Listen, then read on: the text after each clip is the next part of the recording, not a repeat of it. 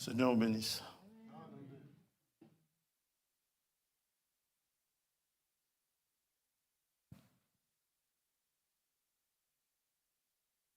Y a-t-il quelqu'un pour la première fois? Non.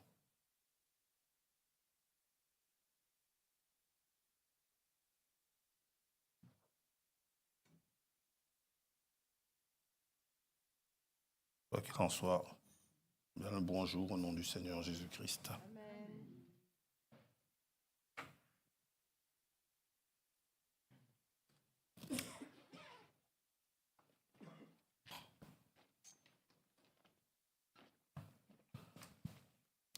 J'aime bien ce cantique chanté en dernier lieu. J'aime tous les cantiques, mais celui-ci nous parle particulièrement aujourd'hui.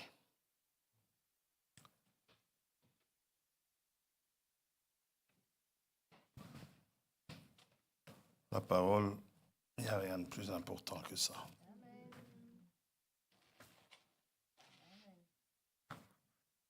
Nous allons prier. Père céleste, Dieu Tout-Puissant, nous avons cet immense privilège ce matin de pouvoir nous rassembler. Et nous pouvons le faire, c'est que nous en avons eu les moyens, physiquement, matériellement, et nous t'en sommes infiniment reconnaissants. Maintenant, parce que nous soyons également spirituellement présents,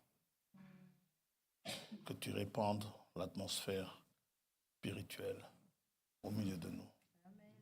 Parce que ta parole est esprit et vie. Et seul le Saint-Esprit peut sonder les choses profondes du Dieu vivant. Ouvre nos cœurs, Seigneur. Nous nous en remettons à toi. Nous nous attendons à toi. Et nous comptons également sur ta miséricorde qui est sans limite. Pour nos nombreux péchés, afin que tu nous pardonnes, que nous puissions bénéficier de ta grâce. Merci de nous pardonner tous nos péchés. Merci de les effacer. Ceux pour lesquels nous nous sommes repentis, que nous avons confessés, que nous avons regretté de les avoir commis. Que tu nous absolves de ces péchés-là. Que tu nous assistes encore ce matin en nous parlant. Au nom de Jésus-Christ, notre Seigneur, nous avons prié. Amen. Amen.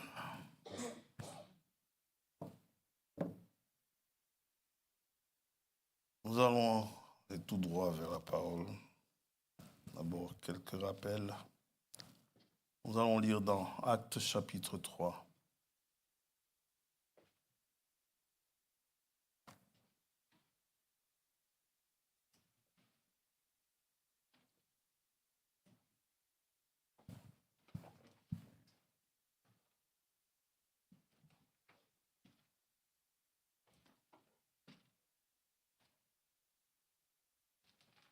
Verset 19. Repentez-vous donc. Amen. C'est important. Et convertissez-vous pour que vos péchés soient effacés. Pourquoi? Pourquoi avons-nous besoin que nos péchés soient effacés?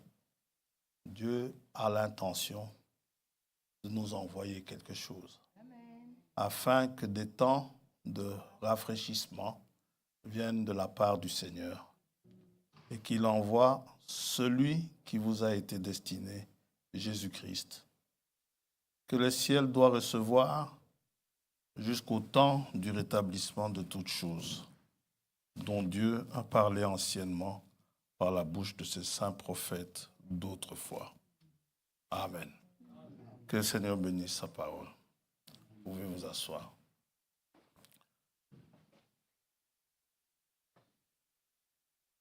Dieu promet des temps de rafraîchissement.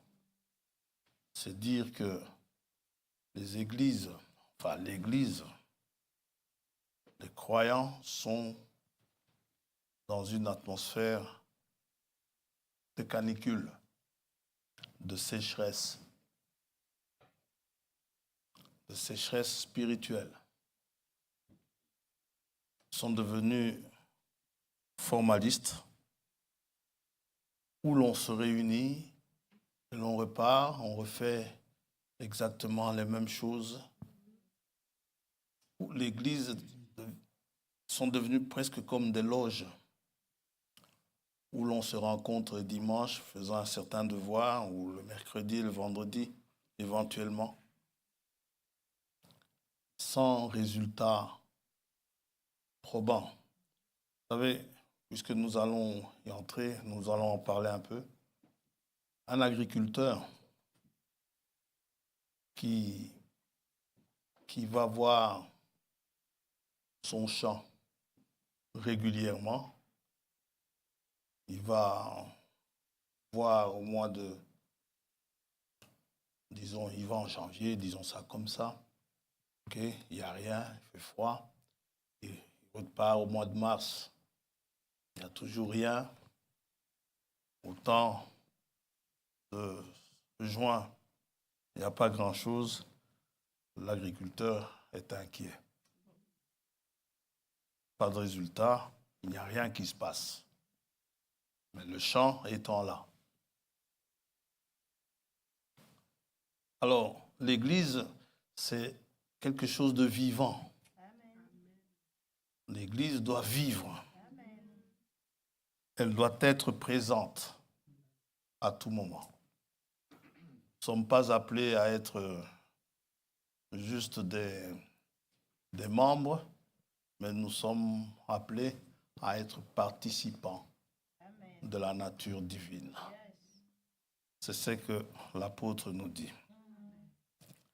Et les temps de rafraîchissement servent à ça, où Dieu va venir rafraîchir l'Église. Pourquoi est-ce que l'Église est arrivée à ce point-là? Nous avons vu beaucoup de choses ont été abandonnées, beaucoup de choses ont été renversées. Alors, avant que Jésus-Christ ne vienne, il faut que l'Église soit rafraîchie, mais avant d'envoyer le rafraîchissement, il faut d'abord un rétablissement de toutes choses. Pour tous ceux qui ont déjà vu les images que le frère a dressées sur les âges de l'Église, à partir d'Éphèse, Smyrne, Pergame, Thyatire, et ainsi de suite, jusqu'à Laodicée, vous voyez que la lumière diminue chaque fois. Laodicée, c'était quasiment le blackout. Mais dans ce blackout, Dieu a promis un rafraîchissement. Dieu a promis un prophète. Avant qu'il ne vienne, il nous enverrait Élie le prophète. Et selon ce que le Seigneur dit dans Matthieu 17, Élie doit venir rétablir toutes choses. Si il n'y a pas de rétablissement de toutes choses, il n'y a pas de rafraîchissement. Quand on suit Élie le Tishbite, s'il n'avait pas rétabli l'autel de Dieu, le ciel allait rester d'airain.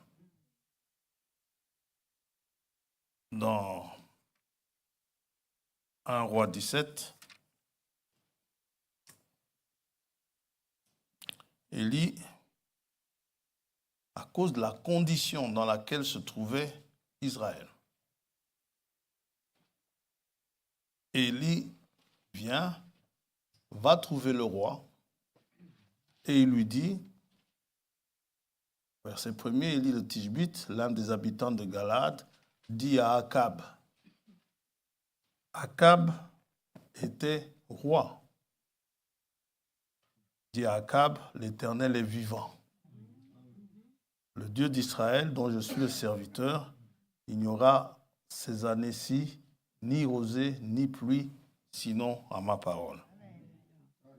Parfois, je reçois des vidéos, je reçois des messages où je vois que l'on compare certains. D'abord, on dit que certains chefs, le chef d'État, c'est un ouin, c'est un ouin. Vous savez, être un ouin, c'est très bien. Mais maintenant, vous êtes ouin pour faire quoi? C'est ça le problème. Alors, on compare parfois à David. Moi, je dis, bon, c'est vrai, David était un homme de la même nature que nous. Mais quand vous comparez quelqu'un à David, regardez d'abord ce que David a fait. David a battu Goliath. Si celui avec qui vous le comparez, s'il bat Goliath, ok, vous pouvez toujours continuer la comparaison. David, c'est vrai, il a commis des gaffes, mais David, Dieu dit qu'il a rendu son nom grand. Ça va? Et David, c'était un bon roi que Dieu tenait dans son cœur. Maintenant, ce qu'il y a, nous, ce que nous faisons, nous ne comparons pas les gens, soit à David, ou même David à quelqu'un d'autre. Nous regardons à Christ. David était un type de Christ. Ça va? David pouvait chanter « Mon Dieu, pourquoi m'as-tu abandonné ?» Sous l'onction. David, dit le Seigneur, animé par l'Esprit, dit « Le Seigneur a dit à mon Seigneur, assieds-toi à ma droite. » Alors, Akab, il était aussi roi. Il était oint. Les rois étaient oints en Israël. Mais le témoignage d'Akab que donne la Bible est mauvais. Très mauvais témoignage. 1 Roi 16, verset 29. Akab, fils d'Omri, régna sur Israël la 38e année d'Asa, roi de Juda. Akab, fils d'Omri, régna 22 ans sur Israël à Samarie. Akab, fils d'Omri, parce qu'il peut y avoir plusieurs Akab, préfère dire Akab, fils d'Omri, fit ce qui est mal aux yeux de l'Éternel, plus que tous ceux qui avaient été avant lui.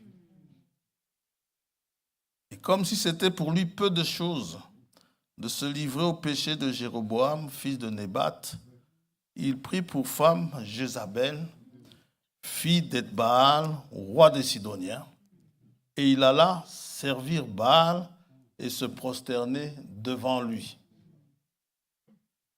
Il leva un autel à Baal dans la maison de Baal qu'il bâtit à Samarie, et il fit une idole d'Astarté. Akab fit plus encore que tous les rois d'Israël qui avaient été avant lui pour irriter l'Éternel, le Dieu d'Israël. Oui. Et c'est pourquoi cette sanction est tombée. Akab a renversé les autels de Dieu pour placer les autels de Baal. Akab a entraîné tout Israël, n'est-ce pas, a entraîné dans l'idolâtrie, dans l'adoration des Baals. Et bien sûr, Israël, plus que... Avec les Baals, Dieu n'avait pas de problème avec les Sidoniens pour cela. Les Sidoniens n'ont pas reçu la parole de Dieu. Ce qui fait, ils avaient leur Dieu. Ce sont des dieux très complaisants. Les dieux des Sidoniens, les Baals, sont très complaisants. C'est-à-dire que, bon, ils peuvent interpréter les choses comme ils veulent. Ils peuvent dire ce qu'ils veulent, un peu comme au temps des juges, n'est-ce pas? Chacun fait ce qui lui semble bon. Chacun apporte son adoration comme il veut. Non. Dieu nous enseigne comment le servir.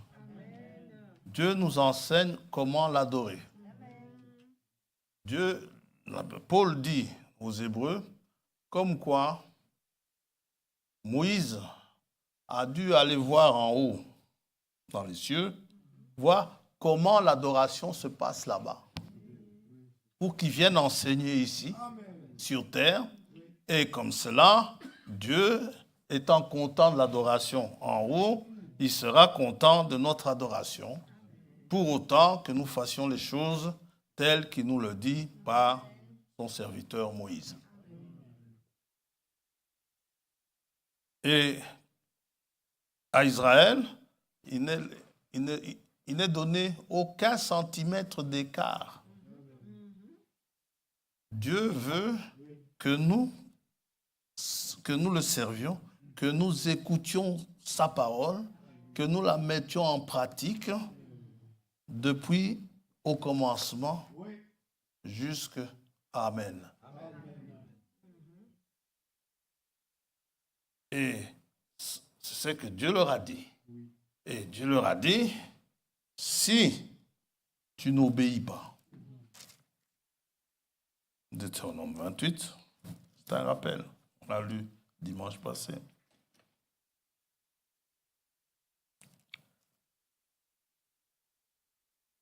Verset 15, mais si tu n'obéis point à la voix de l'Éternel ton Dieu, si tu n'observes pas et ne mets pas en pratique tous ces commandements, il est bien dit tous ces commandements, et toutes ces lois que je te prescris aujourd'hui, voici toutes les malédictions qui viendront sur toi et qui seront ton partage. Eh bien, au verset 23, le ciel sur ta tête sera d'airain et la terre sous toi sera de fer. C'est-à-dire que la terre, elle sera dure comme du fer. Alors, une terre aussi dure comme le fer, essayez d'y planter quelque chose. Or, Israël vivait d'agriculture. Israël dépendait de cela. Finalement, lorsqu'Élie, selon la parole de Dieu, a rétabli l'autel de Dieu, il a rétabli ce qui devait être rétabli. 1 Roi 18.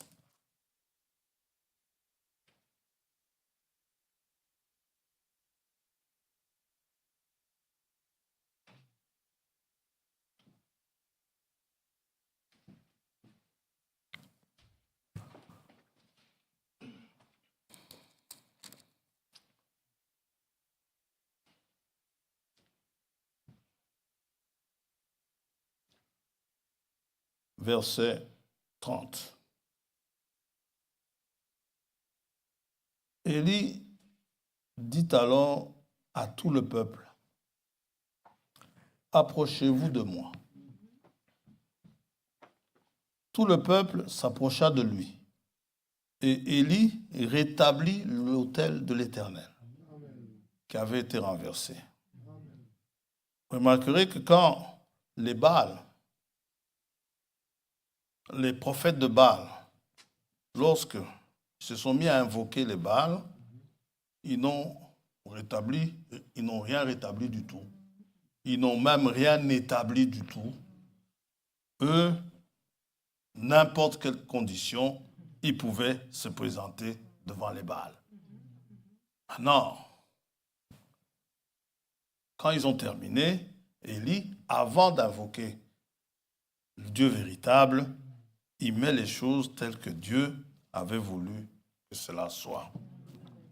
Il prit 12 pierres, n'est-ce pas, d'après le nombre des tribus des fils de Jacob, auxquelles l'Éternel avait dit, Israël sera ton nom.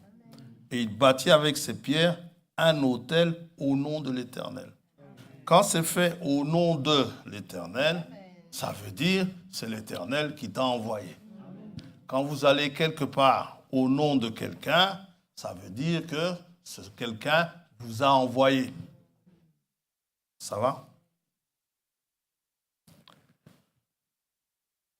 Alors, après avoir établi, il va invoquer l'Éternel. Maintenant, l'autel est correctement placé. L'autel est correctement bâti. Il peut maintenant invoquer l'Éternel. Verset 37, « Réponds-moi, Éternel, réponds-moi, afin que ce peuple reconnaisse que c'est toi, Éternel, qui es Dieu, et que c'est toi qui ramènes leur cœur. » Et le feu de l'Éternel tomba, et il consuma l'holocauste, le bois, les pierres et la terre, et il absorba l'eau qui était dans le feu. Dans le fossé, pardon. Quand tout le peuple vit cela, ils tombèrent sur leur visage et dirent, c'est l'Éternel qui est Dieu. C'est l'Éternel qui est Dieu. Maintenant que c'est fait, maintenant que vous savez que c'est l'Éternel qui est Dieu, ne restez pas les bras croisés. Prenez tous ces prophètes de Baal. Je ne sais pas qui sont vos prophètes de Baal. Si vous avez des connexions avec Baal, mais tous les prophètes de Baal, je ne sais pas si c'est la télé, si c'est autre chose, tous ces prophètes qui vous amènent à l'idolâtrie, coupez-leur la tête. Tous les prophètes de Baal, qu'aucun d'eux n'échappe. Verset 40. N'est-ce pas? Saisissez les prophètes de Baal, leur dit Élie, qu'aucun d'eux n'échappe. N'en laissez pas un seul. Et ils les saisirent, et Élie les fait descendre au torrent de Kison, où il les égorgea.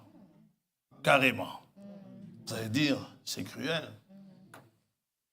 Comme aujourd'hui, le monde entier crie à la cruauté d'Israël. Quand ils bombardent. Personnellement, je ne crois pas que les bombardements feront quelque chose. Je crois que Christ seul fera quelque chose. Vous savez, les bombardements, ce sont un peu les armes de Saül. Que Saül utilisait, c'était pas efficace contre Goliath. Il a essayé de revêtir David de ces armes-là. David dit non, avec ça, ça ne marchera pas. Moi, j'ai une autre arme. Je vais au nom de l'Éternel. Le nom de Jésus-Christ. Le nom qui nous a été donné est au-dessus de tout nom. Nous n'avons pas besoin de faire, comment dirais-je, de bombarder. Tout ce que nous avons à faire, c'est aller au nom de l'Éternel. Si nous allons au nom de l'Éternel, je vous dis, la situation d'Israël sera arrangée. Bon, pour le moment, ça reste un problème. Mais quand Dieu dit, il faut tous les égorger, ne vous montrez pas plus, comment dirais-je, plus miséricordieux que Dieu. Non, Dieu est très riche en miséricorde. Quand Dieu dit, tuez-les, depuis le plus petit jusqu'au plus vieux, commencez pas à gémir, hein, les enfants. Vous savez, en 67, Israël avait la victoire. Il pouvait humilier les Arabes. Mais, à un moment donné, il a stoppé de combattre pour ne pas les humilier. Il a arrêté de combattre, il a dit on va maintenant négocier. On a pris suffisamment de terrain. Vous savez, ceux qu'ils ont laissés en 67, c'était des bébés. Et il y en a qui étaient aujourd'hui, si quelqu'un est né en 67, il aurait 56 ans. Et le chef du Hamas, là, un des chefs du Hamas, il en a 64. Donc, si une bombe l'avait tué en 67, on aurait dit qu'il a tué des enfants. N'oubliez jamais, un petit Philistin deviendra un grand Philistin. N'oubliez jamais ça. Et ceux qui sont épargnés aujourd'hui, s'il y a encore 50 ans avant que Dieu ne vienne, eh bien, ça va faire 50 ans de problèmes. Ça va commencer par les petits qui sont là. Ne vous montrez pas plus miséricordieux que Dieu. Dieu sait ce qu'il dit. Et il le pense. Maintenant, ni rosée ni pluie. La pluie et la rosée, on sait, sont prophétiques de l'effusion du Saint-Esprit dans la vie des gens. Et en Israël, en Palestine, pour la pluie en tout cas, pas seulement en Israël, chez nous en Afrique aussi, ici aussi, n'est-ce pas, il y a des saisons. Il y a des saisons pluvieuses et des saisons sèches. Alors, les pluies tombent souvent en de temps bien fixés pendant les saisons. Nous savons qu'ici, en Belgique, il pleut beaucoup en automne. En Palestine, il y a des pluies, ils ont aussi des saisons. Ils ont une saison sèche qui dure plus ou moins 6 mois. Et ils ont une saison de pluie. Dans Deutéronome 11, au moment où Dieu leur donne le pays,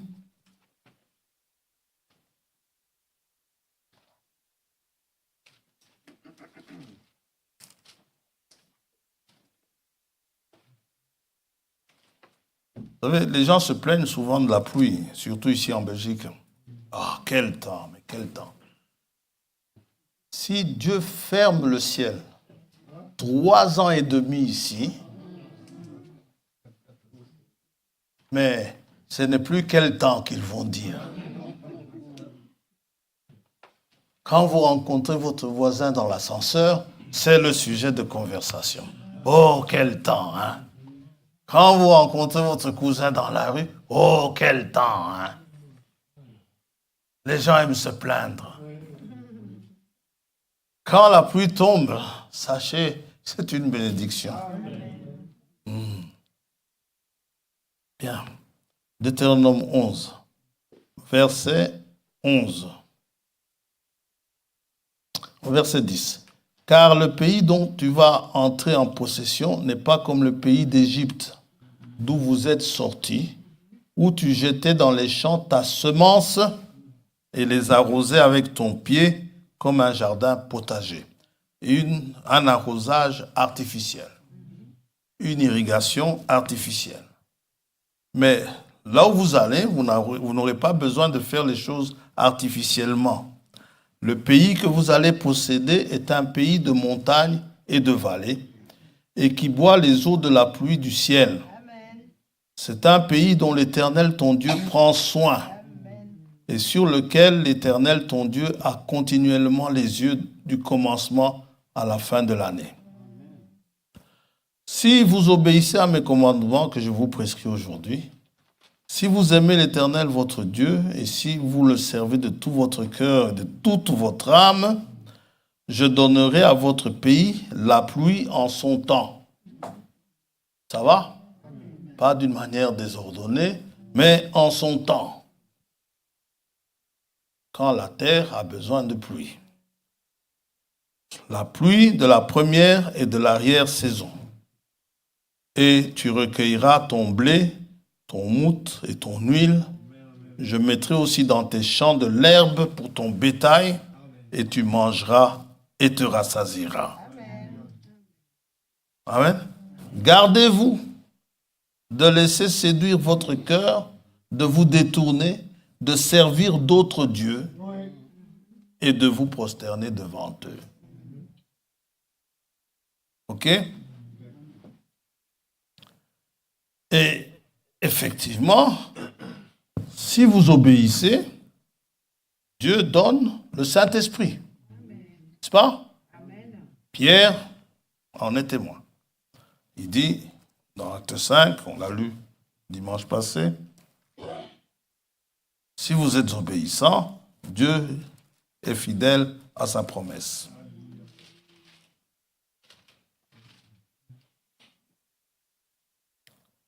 Verset 29, Pierre et les apôtres répondirent, il faut obéir à Dieu plutôt qu'aux hommes. Quand Pierre dit ça, il nous refile un tuyau. N'est-ce pas? Il nous aide en nous disant ça. Il faut obéir à Dieu plutôt qu'aux hommes. Parce que quand vous obéissez à Dieu, il y a une récompense qui vient. Il va le dire. Mais quand vous obéissez aux hommes, lorsque Dieu va frapper, il ne faut pas dire c'est lui qui m'a dit que. Si vous suivez, quand, vous savez, un aveugle conduit un autre aveugle, ils vont tomber tous les deux dans la fosse.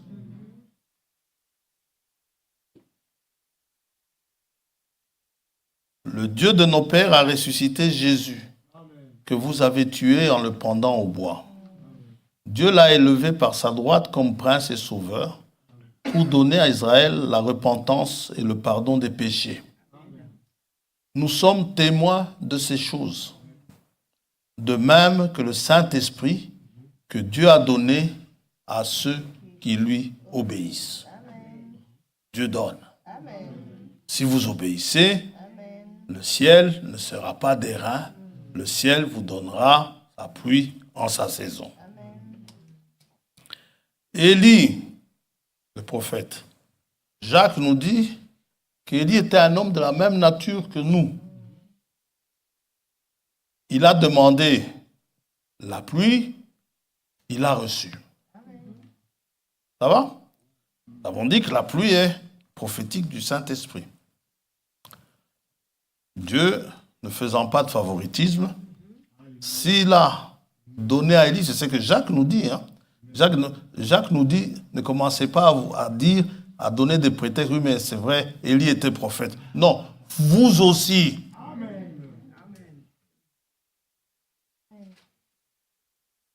Jacques, chapitre 5.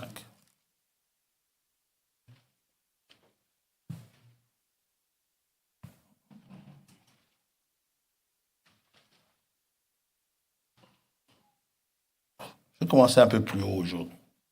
Quelqu'un parmi vous est-il malade? Qu'il appelle les anciens de l'Église et que les anciens prient pour lui en loignant d'huile au nom du Seigneur. C'est la chose à faire. Il n'est pas dit, quelqu'un parmi vous est-il malade, qu'il se plaigne. Non. Quelqu'un est-il malade, qu'il appelle les anciens. C'est votre droit que Dieu vous donne. Frère, je suis malade. Les anciens, frère peut toujours téléphoner à un autre frère. Et que le frère, si c'est un ancien de l'Église, il doit savoir que c'est son devoir. Il n'a pas à dire non, je suis fatigué. Ou j'ai un autre. Non. Si vous voulez que Dieu vous bénisse, faites ce que Dieu vous demande de faire. Amen. Et que les anciens prient pour lui en loignant d'huile au nom du Seigneur. Comment est-ce que Dieu va me récompenser? C'est simple. Dieu, quand vous allez prier pour la personne, quand la personne va bien se sentir, elle va se mettre à genoux. Elle va remercier Dieu. Et puis elle va dire, bénis mon frère. Il s'est déplacé pour venir prier pour moi. Oh Seigneur, ne l'oublie pas. Bénis-le richement. Et Dieu dit, j'entendrai sa prière. Maintenant, il n'est pas dit le pasteur, les anciens. Ça va? Bon. Et surtout, ne faites pas de choix. Je n'aime pas cet ancien-là. Celui-là, je l'aime bien. Appelez les anciens. La prière de la foi sauvera le malade. Et le Seigneur le relèvera.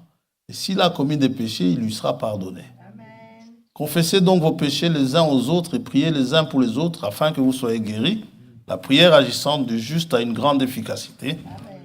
Élie était un homme de la même nature que nous. Donc, ne dites pas qu'Élie était spécial. C'est bien, chaque fois de partir, de crier partout, hein, chaque fois en parlant, un jour Malachie 4 a fait ci, un jour Malachie, c'est bien. Mais, toi, c'était pour toi aussi. Il est venu pour toi aussi.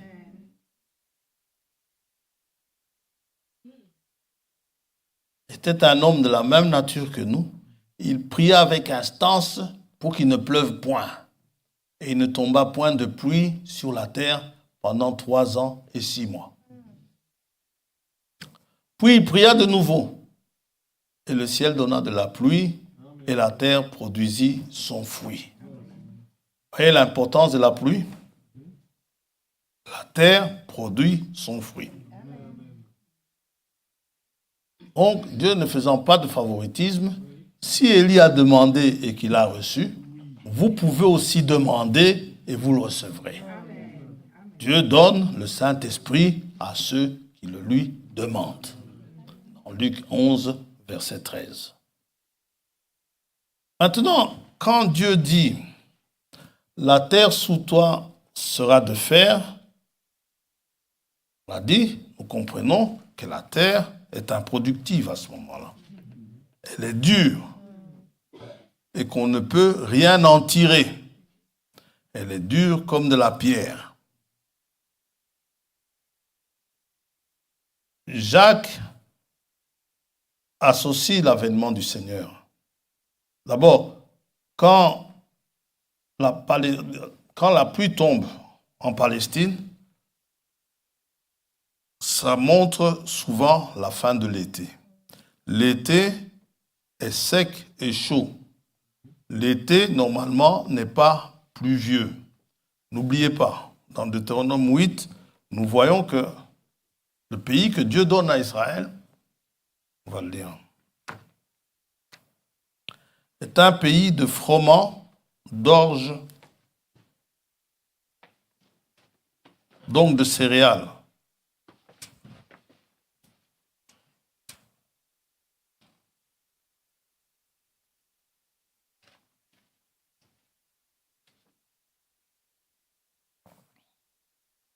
Verset 7. Car l'Éternel, ton Dieu, va te faire entrer dans un bon pays, pays de cours d'eau, de sources et de lacs, qui jaillissent dans les vallées et dans les montagnes. Pays de froment, d'orge, ce sont des céréales. Froment, c'est le blé. Ça va? De vignes, de figuiers, de grenadiers, pays d'oliviers et de miel. Si on prend les céréales,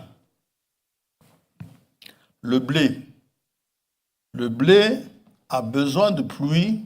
Ah, vous avez là le privilège d'avoir des agronomes ici dans l'Assemblée. Le blé a besoin d'eau, on va y arriver, au moment de la germination, au moment de la croissance, et puis, une fois arrivé à maturité, attendant la moisson, il vaut mieux qu'il ne pleuve plus beaucoup. Il vaut même mieux qu'il ne pleuve plus. Les choses ne sont pas faites au hasard. Alors, pourquoi? S'il pleut trop lorsque le blé est arrivé à maturité, le blé, c'est que les gens intelligents disent, le blé va verser. Ça veut dire, va se coucher. Et la récolte sera impossible s'il pleut beaucoup trop. Et les agriculteurs n'aiment pas ça. La vigne, le raisin également a besoin d'eau pendant un moment et puis d'un temps de sécheresse après. Et là, vous allez les entendre dire, c'est une bonne année. vont vous sortir des bons vins. Maintenant, l'été est plus propice donc à la moisson.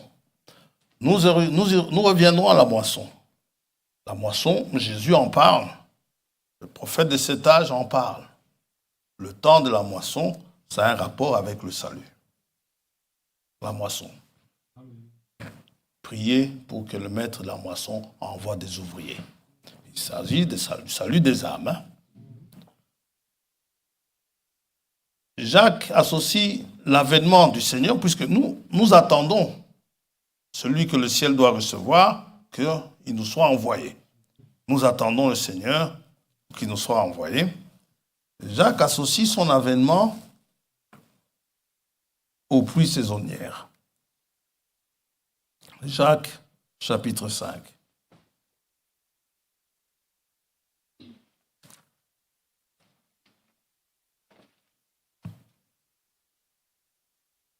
Il demande de la patience. Verset 7. Soyez donc patients, frères, jusqu'à l'avènement du Seigneur. Amen. Soyez patients. S'il tarde, attendez-le. Amen. Voici, le laboureur attend le précieux fruit de la terre, prenant patience à son égard, jusqu'à ce qu'il ait reçu les pluies de la première et de l'arrière-saison. Le laboureur sait une chose, Dieu étant fidèle, il doit y avoir de la pluie en son temps, comme on l'a vu dimanche passé. Vous aussi, soyez patients, affermissez vos cœurs, car l'avènement du Seigneur est proche. Alors, nous allons intituler ce matin alors, les pluies de la première et de l'arrière-saison. La sécheresse de l'été prend fin avec les pluies de l'avant-saison. Donc, l'été se termine avec les pluies de l'avant-saison. Il commence à pleuvoir. C'est tout à fait pareil ici, n'est-ce pas? Il fait sec souvent en août, en juillet, août, sont des mois d'été, et puis le mois de septembre commence à pleuvoir. Quand il pleut beaucoup en été, on vous dit, on dirait un temps d'automne.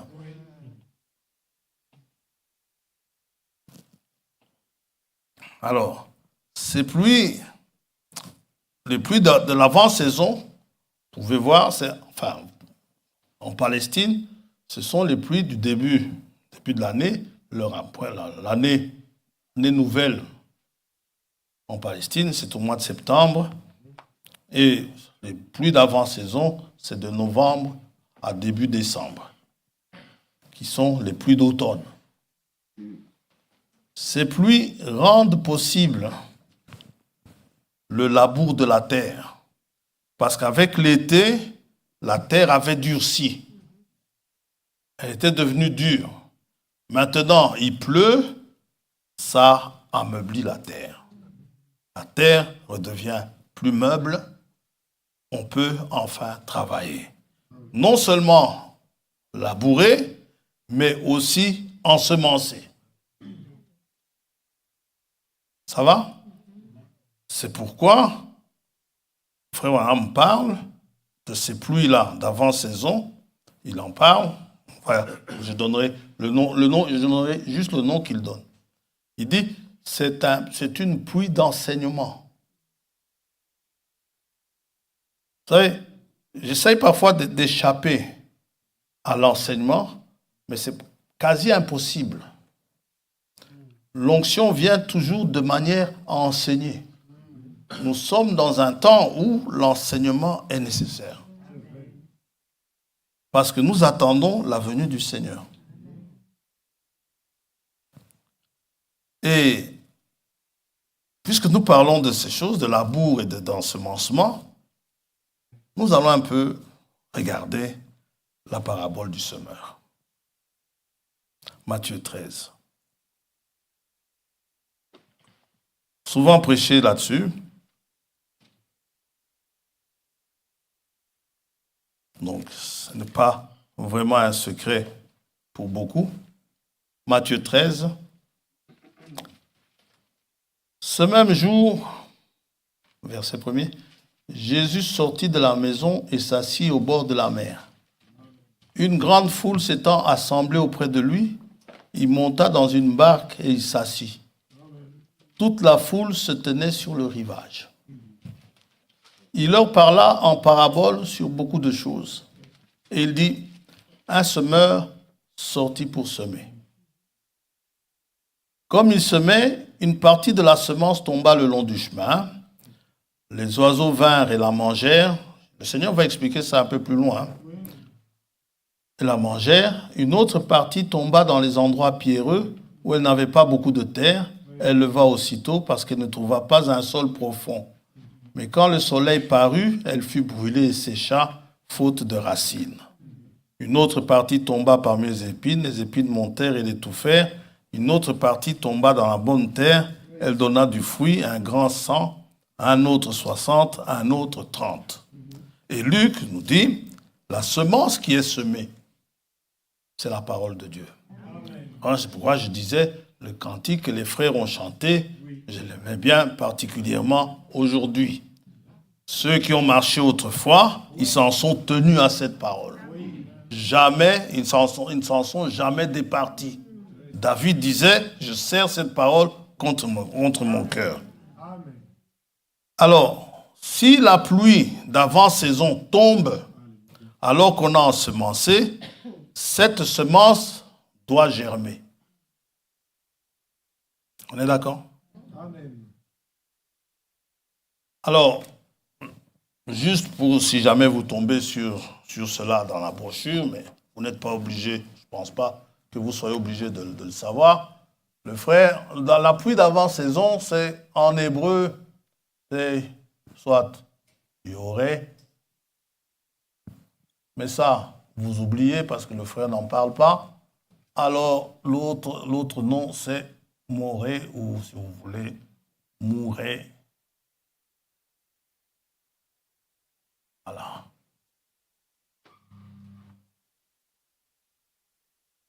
Ça, c'est la pluie d'avant-saison, celle qui tombe de novembre à décembre ou fin octobre à décembre. Qu'est-ce qu'elle fait? Elle va faire germer la semence qui a été plantée. Nous savons une chose. Quand il pleut, quand il pleut, la pluie ne choisit pas. Voilà, je veux pleuvoir sur François et ne pas pleuvoir sur un tel.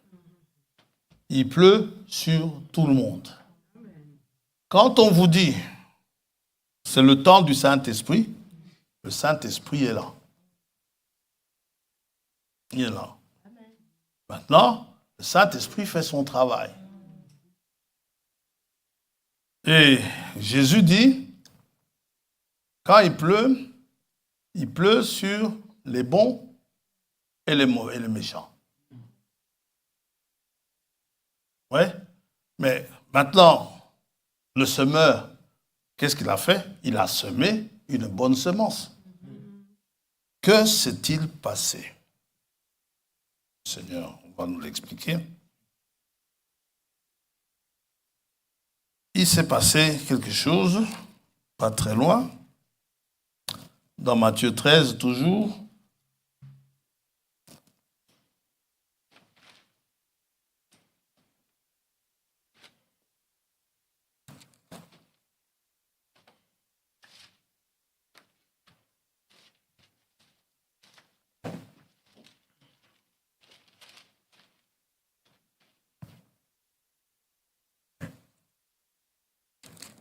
Verset 24 à 30. Voilà. Il leur proposa une autre parabole. Verset 24, pardon. Et il dit, le royaume des cieux est semblable à un homme qui a semé une bonne semence dans son champ. Mais pendant que les gens dormaient, son ennemi vint, sema de l'ivraie parmi le blé et s'en alla. Lorsque l'herbe eut poussé et donné du fruit, l'ivraie parut aussi. Les serviteurs du maître de la maison vinrent lui dire, « Seigneur, n'as-tu pas semé une bonne semence dans ton champ? D'où vient donc qu'il y a de l'ivraie? » Nous sommes ici dans un champ. Le champ, le Seigneur va expliquer, le champ c'est le monde. La semence est semée. Plusieurs enseignements sont donnés. Les baptistes, comme dit le frère, ont semé du baptisme. Les dénominations ont semé des dénominations. Les pentecôtistes ont semé du pentecôtisme. Les prédicateurs de la parole ont semé la parole. Alors, que faut-il faire, frère François? Tel le frère là, il n'est pas bien. Il ne s'habille pas bien. Il m'achoppe. Fais-le partir. Non, non, non. Ce n'est pas votre travail. Ça va? Vous n'avez pas à chasser quelqu'un d'une église. Sauf s'il convient du désordre, il n'y a pas moyen d'adorer. Alors, s'il vient s'asseoir gentiment, si vous trouvez qu'il y a quelque chose qui ne va pas, priez, allez le trouver, dites-lui que ça ne va pas. S'il persiste, tant qu'il ne vous offense pas, ce n'est pas un problème. S'il vous offense, alors essayez de régler le problème. Ça va? Ne jouez pas, n'est-ce pas, à l'évangéliste si Dieu ne vous a pas demandé de le faire. C'est le travail de l'évangéliste. Et justement, les disciples vont demander ici, mais il y a quelque chose qui ne va pas. La semence qui a été semée, c'était bien. Donc, celui qui sème la bonne... Verset... nous sommes ici. Je ne sais pas pourquoi je veux aller plus loin. Verset 26. Lorsque l'herbe eut poussé, donné du fruit, l'ivraie parut aussi. Et ça, pour tous ceux qui ont un jardin, ils le savent. Je l'ai déjà dit une fois ici. La mauvaise herbe pousse facilement. Très facilement. Et vous avez beau l'arracher, elle repousse. Et ça semble toujours prospérer par rapport au bon blé, au bon grain. Mais seulement, faites attention quand vous arrachez. Alors, lorsque l'herbe eut poussé, donc, l'ivraie apparut aussi. Les serviteurs du maître de la maison vinrent lui dire, « Seigneur, n'as-tu pas semé une bonne semence dans ton champ? D'où vient donc qu'il y a de l'ivraie? » Il leur répondit, « C'est un ennemi qui a fait cela. » Et les serviteurs lui dirent, « Veux-tu que nous allions l'arracher? » Non, dit-il, de peur qu'en arrachant l'ivraie, vous ne déraciniez en même temps le blé. Laissez croître ensemble l'un et l'autre jusqu'à la moisson. Et à l'époque de la moisson, je dirai aux moissonneurs, arrachez d'abord l'ivraie et liez-la en gerbe pour la brûler, mais amassez le blé dans mon grenier. Et c'est ce qui s'est passé dans l'Église. C'est pourquoi l'Église, à un moment donné, en est arrivée à subir une sécheresse, à devenir formaliste, parce qu'un ennemi est passé. Pendant que les gens dormaient, un ennemi est passé et il a apporté d'autres semences. Ces semences se sont répandues. Et les églises en ont pâti, donc en ont souffert. Mais surtout, ne pas arracher la mauvaise herbe. Dieu lui-même s'en charge. Dieu, depuis le commencement, a cadenassé ce problème. Il dit, ne vous en faites pas pour ça. Chaque espèce donnera, chaque semence donnera selon son espèce. Genèse chapitre 1er.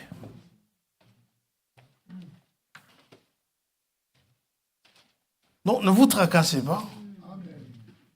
Ne vous tracassez pas à la place de Dieu. Dieu sait. Il sait qu'est-ce que vous avez, qu'est-ce que vous prenez comme semence. Il dit, verset 11, l'Éternel Dieu dit, je suis dans 1:11, pardon. Puis Dieu dit que la terre produise de la verdure, de l'herbe portant de la semence, des arbres fruitiers donnant du fruit selon leur espèce et ayant en eux leur semence sur la terre. Donc, un pommier ne donnera jamais des oranges. Même si vous prenez une branche d'oranger, vous hantez cela sur un pommier, la branche d'oranger donnera des oranges. Ça va? Donc la sève va pousser, la branche d'oranger va se nourrir de la sève du pommier, mais si elle doit donner du fruit, cette branche-là, elle donnera des oranges. Elle ne donnera pas de pommes. Et chaque semence doit donc donner de son espèce. Amen. Dieu s'en occupe. Et la pluie, la première pluie qui tombe, son travail, c'est de faire germer. Cette pluie-là, c'est la pluie qui est tombée à la Pentecôte. Lorsqu'elle est tombée à la Pentecôte, vous savez, le Saint-Esprit, lorsqu'il tombe à la Pentecôte, le Saint-Esprit, tout ce qu'il a fait, il n'a fait que donner des enfants de Dieu. Amen. Nés de l'Esprit. Amen. Ceux qui sont conduits par l'Esprit de Dieu sont enfants de Dieu. Amen. Vous n'avez pas reçu un esprit, comment dirais-je, vous n'avez pas de timidité, mais vous avez reçu un esprit qui crie « Abba Père ». Et la bonne semence, le blé, telle qu'elle est semée, Jésus nous explique qu'il s'agit des fils du royaume. Les autres sont des fils du malin. Et bien souvent, dans un champ, la mauvaise herbe, il y en a plein, plus que la bonne herbe, plus que le bon blé. Et le Saint-Esprit, son travail, c'est, en fait, il est envoyé pour les siens. Tant que c'est le temps du Saint-Esprit, le Saint-Esprit travaillera, ne reconnaît qu'une chose, que la parole. Amen. Si ce n'est pas la parole, vous bénéficierez de la pluie en question. Ça va pousser, mais vous arriverez aussi à maturité. Vous savez, aujourd'hui, l'homme est devenu plus méchant qu'il y a 20 ans. Vous savez, on se promenait facilement, en toute sécurité aujourd'hui. Avant, il y a quelques années, vous pouviez quitter chez vos amis. Vous avez raté le dernier tram. Vous devez traverser toute la ville pour aller dans une autre commune. Vous allez à pied. Vous y alliez sans problème. Vous ne craignez rien du tout. Mais le monde a avancé. Et le monde ayant avancé, on en arrive à des situations où j'ai reçu des images où moi, je donne toujours la même explication. Je reçois des images où des gens, tout simplement, parce que vous êtes de telle tribu, on vous coupe la tête. Parfois même, on vous mange. Sans le Saint-Esprit, l'homme qui n'a pas ça, il est pire qu'un animal. Mais les fils du royaume, eux aussi, ils grandissent. Ils doivent en arriver, n'est-ce pas, à maturité. Amen. Vous ne devez pas toujours rester des enfants. Amen. Ça doit croître. Oui. C'est le temps du Saint-Esprit. Amen. Il y a une pluie là, qui tombe, qui doit vous faire grandir. Amen. Vous ne devez pas en arriver, vous savez, dans Matthieu 13, Jésus, on a vu ça pendant la semaine, Jésus s'inquiète Pour ses disciples, il s'inquiète, il dit, est-ce que vous comprenez ces choses? C'est important pour lui que nous comprenions cela. Pour que nous-mêmes aussi, c'est dans Hébreux 6, je crois, où l'apôtre dit, à un moment donné, vous devez devenir des maîtres. Hein?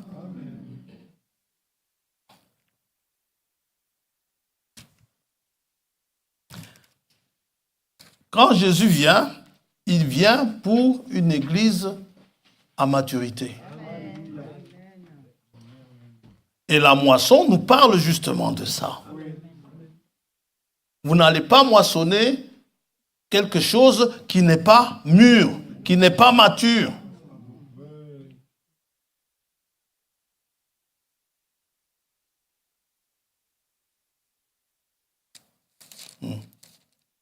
Ils sont où ceux qui sont toujours encore au petit lait?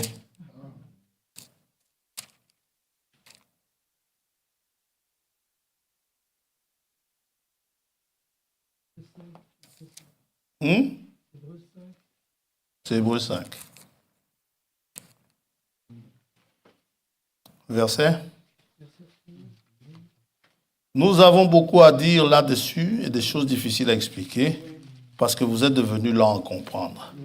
Vous, en effet, qui depuis longtemps devriez être des maîtres, merci frère, vous avez encore besoin qu'on vous enseigne les principes élémentaires des oracles de Dieu. Vous en êtes venus à avoir besoin de lait et non d'une nourriture solide. Or, quiconque en est au lait n'a pas l'expérience de la parole de justice, car il est un enfant.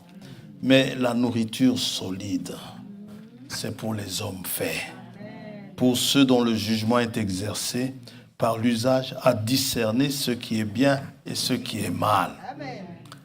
Oui, non, la nourriture solide, ce n'est pas les grands mystères que vous allez sortir, ce n'est pas ça. La nourriture solide. Hein. Donc, vous êtes, quand vous prenez de la nourriture solide, vous êtes quelqu'un capable de discerner ce qui est bien de ce qui est mal. C'est ça la maturité. La maturité ne veut pas dire que je vienne vous donner tous les 7 sceaux ici. C'est pas ça la maturité. Que vous sachiez ce qui est bien, que vous sachiez ce qui est mal. C'est un chrétien mature. Et ce que vous semez, ce qui est semé dans l'église, c'est ce qui sera récolté. C'est pas moi qui dis, c'est Paul qui dit. Il dit dans Galates chapitre 6,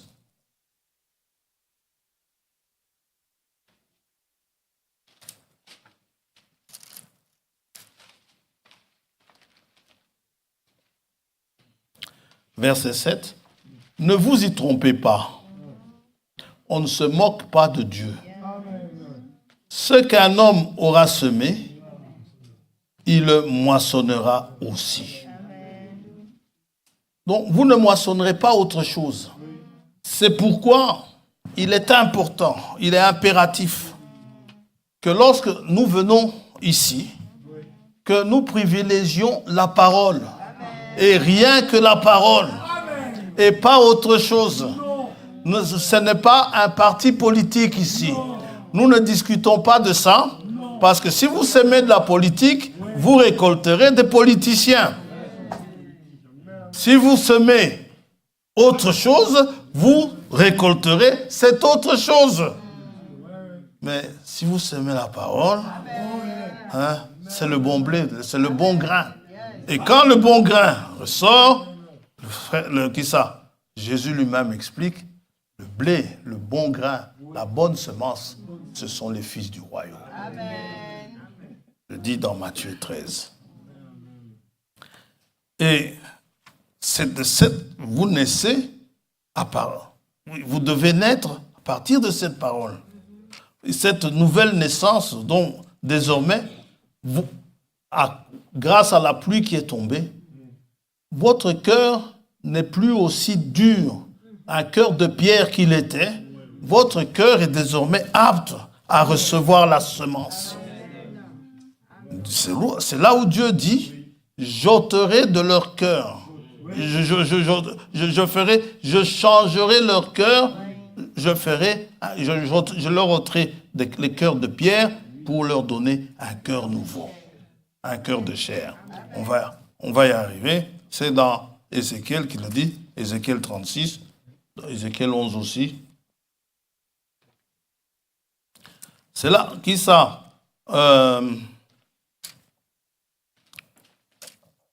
Nicodème, il devait savoir ça. Mais Jésus l'a réprimandé parce qu'il ne savait pas ça. Il faut naître d'eau et de la parole, et d'eau et d'esprit. Verset 26.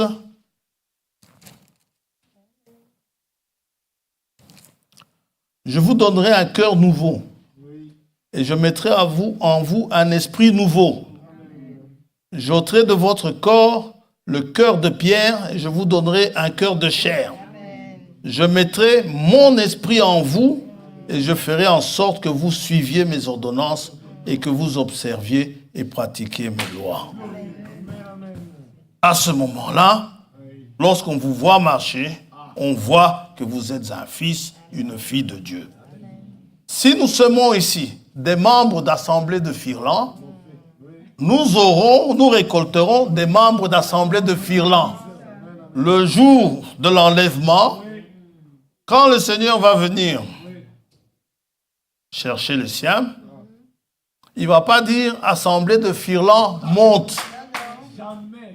Quand il va pousser le cri, ses enfants connaissent le cri.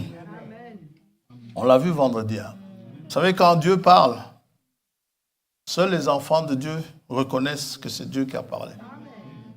Dans Jean 12, Dieu a parlé. Quand Jésus dit « glorifie-moi », il dit « je t'ai glorifié, je te glorifierai encore ». Pour la foule, ça a résonné comme un tonnerre.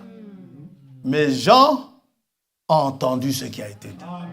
Et Jean a compris ce qui a été dit. Quand Dieu parle, les enfants de Dieu, ils comprennent le langage de Dieu. Ils comprennent le langage divin.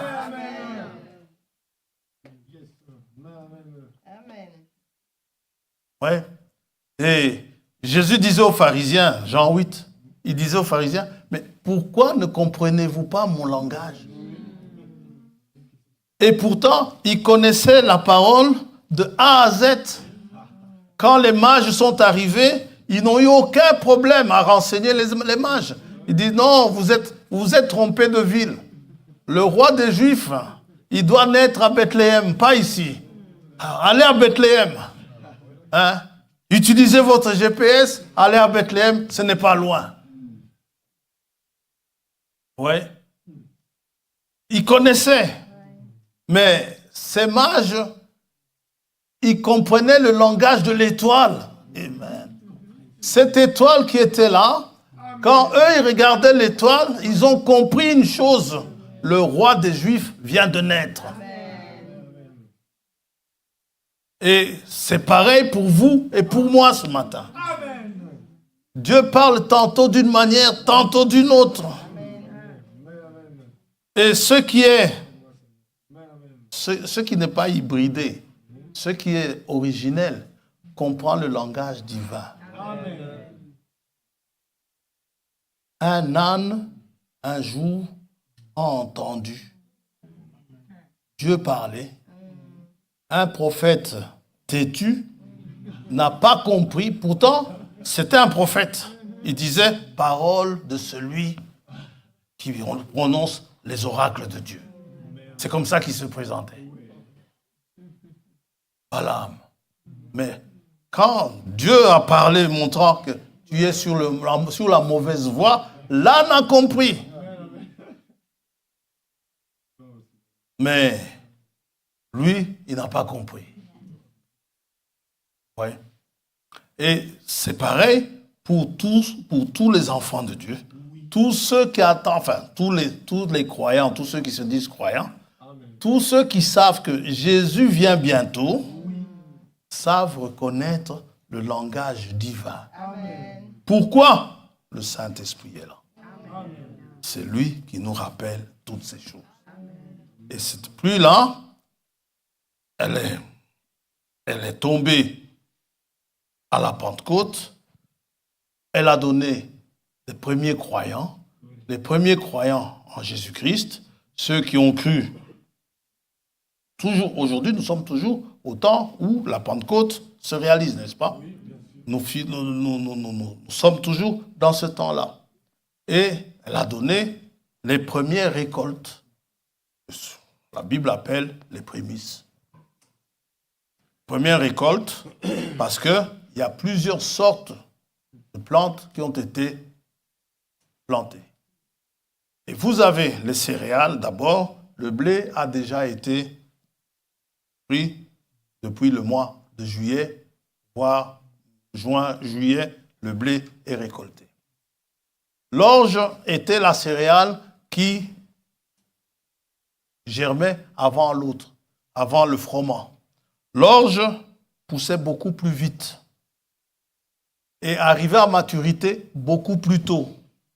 Et quand il fêtait la fête des prémices, juste après la Pâque, pendant la longue fête de Pâques, pendant le temps là, lorsqu'ils allaient avec la gerbe qui montrait que le Seigneur est ressuscité, n'est-ce pas?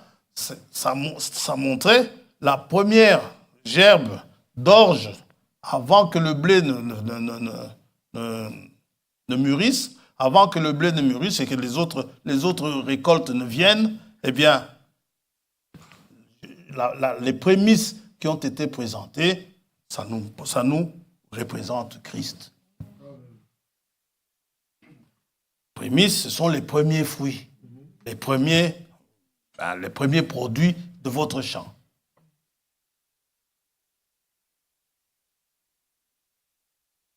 Mais avant d'en arriver à la récolte, il faut d'abord que le grain qui a été semé puisse croître et arrive à maturité. Ce qui favorisait l'arrivée en maturité de ce comment dirais-je,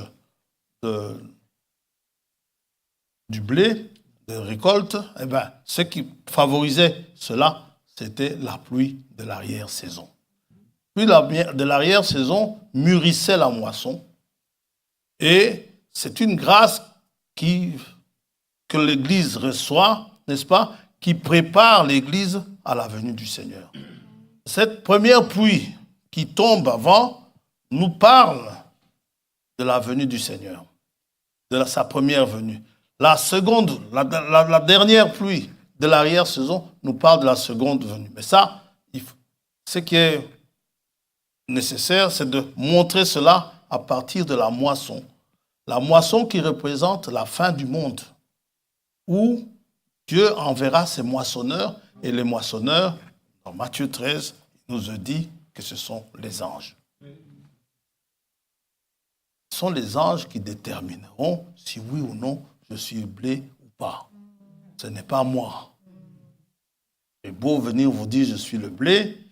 Si l'ange dit ce n'est pas vrai, ce n'est pas vrai. Alors, cette pluie, cette première pluie, si elle n'est pas tombée, la semence n'aura jamais germé. Il faut qu'elle puisse tomber, la pluie. Si elles sont tombées, si elles accomplissent leur œuvre, eh bien, la pluie de l'arrière-saison va venir. Elle va amener cette semence, n'est-ce pas, à maturité. Et il y a une restauration de la Pentecôte qui doit se faire. Parce que Dieu doit rétablir toutes choses. Le baptême du Saint-Esprit a été abandonné. Et dans les choses qui doivent être rétablies, il y a ce baptême du Saint-Esprit. Beaucoup d'églises en sont arrivées à ce fait que le baptême du Saint-Esprit, c'était pour les apôtres. Ce n'était pas pour les apôtres. Aujourd'hui encore, Dieu baptise du Saint-Esprit. Cela doit être rétabli dans l'église. Les chambres hautes doivent être rétablies. Et ça doit réexister à nouveau.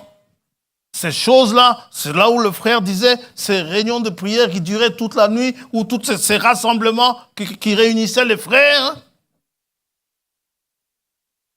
Les choses vont arriver.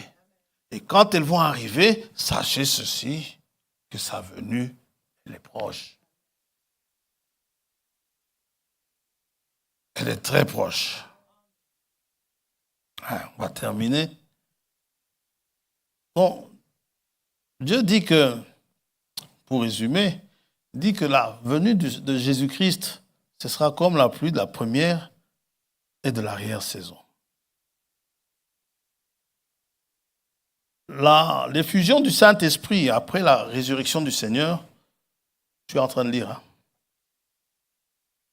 Cela s'est passé au printemps de l'année et tous ceux qui ont cru sont ce qu'on appelle les premiers fruits, prémices,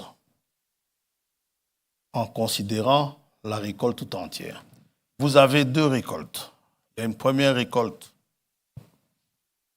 début d'été et une deuxième récolte vers la fin de l'été. Les pommes, je vous l'ai déjà dit ça, les pommes, les poires et tout ça, ça vient après le blé. Et c'est chaud, la vigne, les grenades, les figues, tout cela vient après, tandis que les récoltes de céréales, vous avez cela en premier lieu. Et les récoltes de céréales, c'est vous et c'est moi. Plus tard, il y a la grande récolte qui va arriver. À ce moment-là, les prémices sont déjà parties.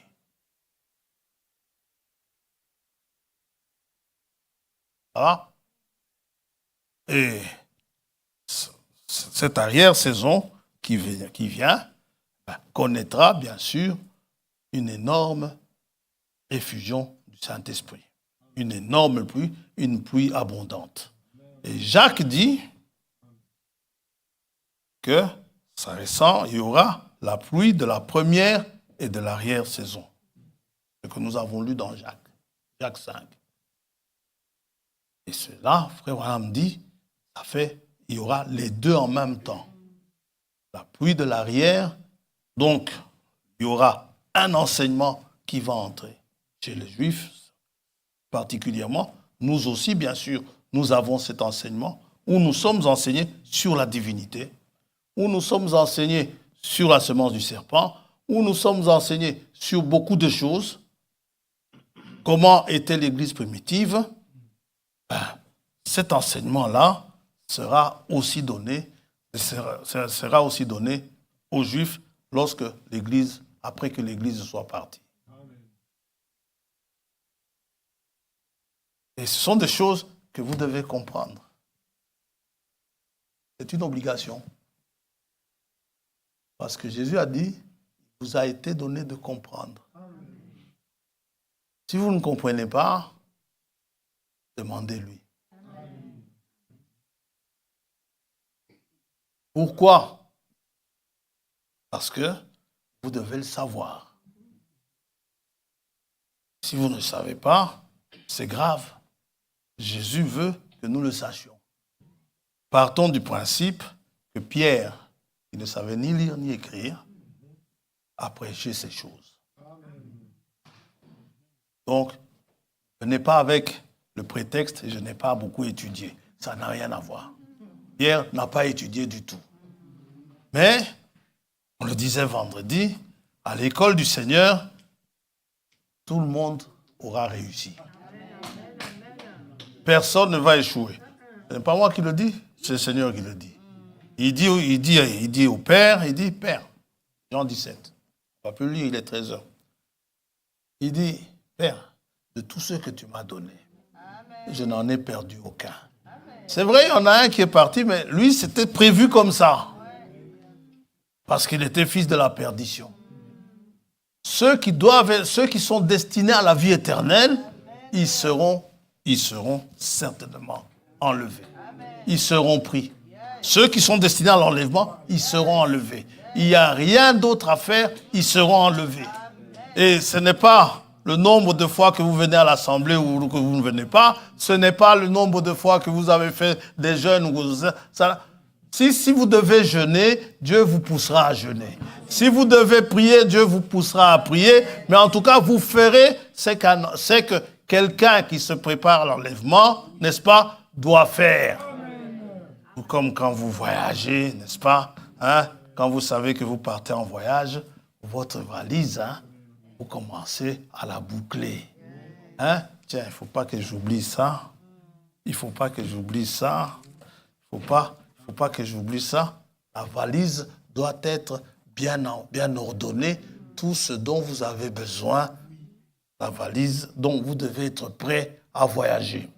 À ce moment-là, vous êtes prêt pour l'enlèvement. Mais si il y a des choses, hein, vous savez, quand on voyage, j'aime bien donner cet exemple, quand on voyage, le poids de valise compte, hein? Ça va? Donc, quand vous avez des choses en trop, il faut les enlever. Il n'y a qu'un seul Dieu. N'en prenez pas trois. Votre valise va s'alourdir.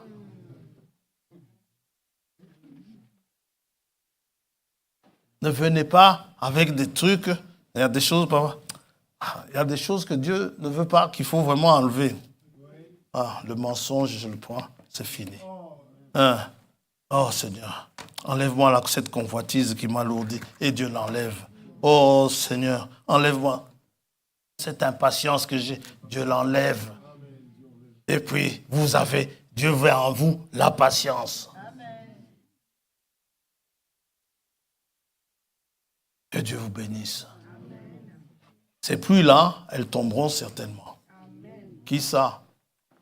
Osée dit, le Seigneur viendra certainement. Il viendra, c'est Osée 6.3, il viendra comme la pluie du printemps. Et la pluie du printemps, c'est la pluie de l'arrière-saison. Prions.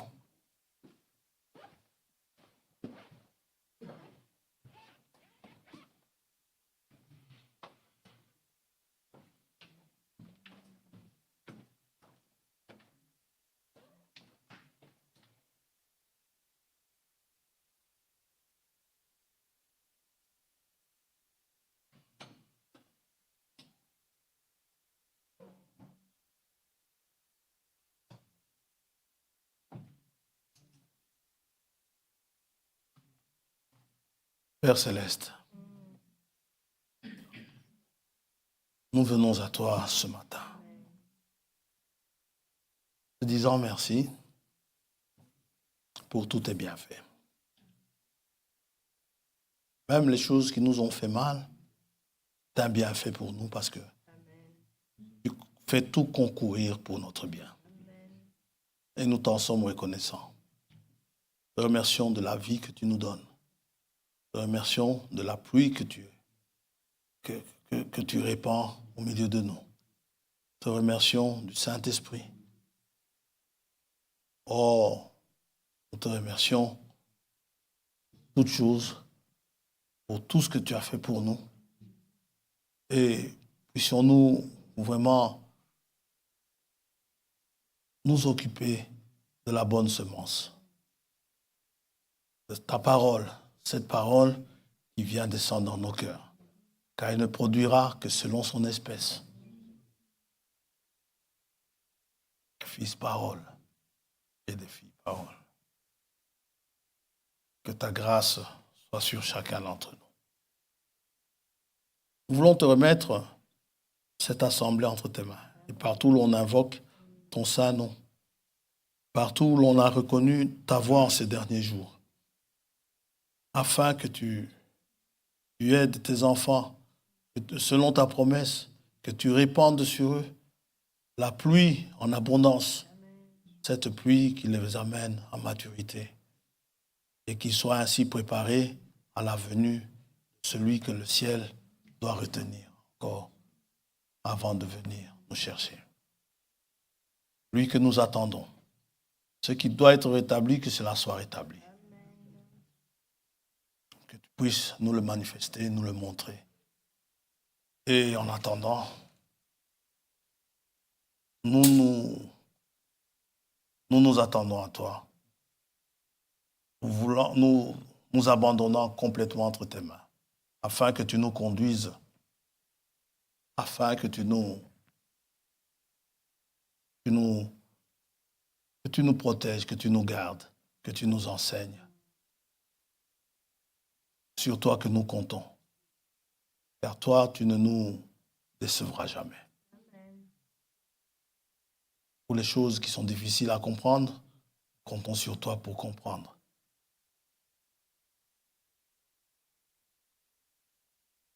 Je te laisse tes enfants entre tes mains.